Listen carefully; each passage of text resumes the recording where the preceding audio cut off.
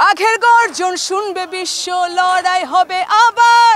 গত বছর আমি প্র্যাকটিস করেছি কিন্তু আমাকে খেলাতে নেওয়া হয়নি। জিতবো জিতবো আমরা।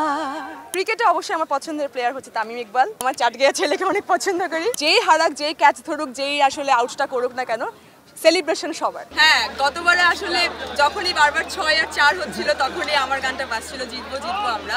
তো এবার আমি একটু ডিজেকে বলবো যে আমার গানটা ছাড়ার জন্য, তাহলে আমিও মাঠে একটু নাচানাচি করতে পারবো। গত বছর আমি প্র্যাকটিস করেছি কিন্তু আমাকে খেলাতে নেওয়া হয়নি। বসুন্ধরা ট্যাবলেট এখন আরো উন্নত। এই hot air through top sheet দ্রুত শোষণ করে সোনামণিকে দেয় কোমল অনুভূতি।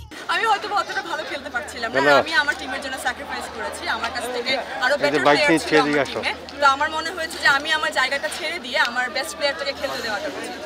আর সব সময়ের মতনই ক্রিকেট বা স্পোর্টসের সাথে কিন্তু আমরা সবাই জড়িত। ইটস নট লাইক যে আমরা তারকারা জড়িত নাকি বা সাধারণ মানুষ বলেন, সবাই আমরা স্পোর্টস লাভার্স এবং আমরা ক্রিকেট সবাই পছন্দ করি। দিন শেষে আমরা যখন বাংলাদেশের খেলা, আমি দুটাই দেখি, একটু একটু বুঝি, পুরোপুরি সবকিছু বুঝি না, বাট দুটা স্পোর্টসই আমি খুব পছন্দ করি। ক্রিকেটে অবশ্যই আমার পছন্দের প্লেয়ার হচ্ছে তামিম ইকবাল, কারণ আমি চাটগিয়া মেয়ে, তা আমি আমার চাটগিয়া ছেলেকে অনেক পছন্দ করি। আমার খুব ভালো লাগে ওনার সব কিছু মিলে। যদিও বা উনি অসুস্থ ছিলেন, এখন উনি সুস্থ হয়ে এসেছেন। সো এই তো ওনার ইন্সপিরেশনে আমরা সবাই এসেছি, আমরা খেলবো আজকে। আমি তো অবশ্যই ফিল্ডিংয়েই ছিলাম।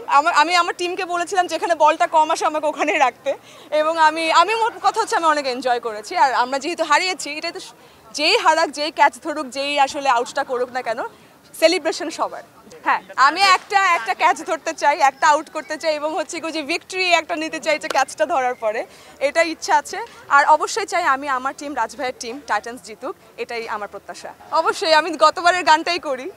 বাঘের গর্জন শুনবে বিশ্ব, লড়াই হবে আবার, কাপ আসবে এবার ঘরে, স্বপ্ন সবার।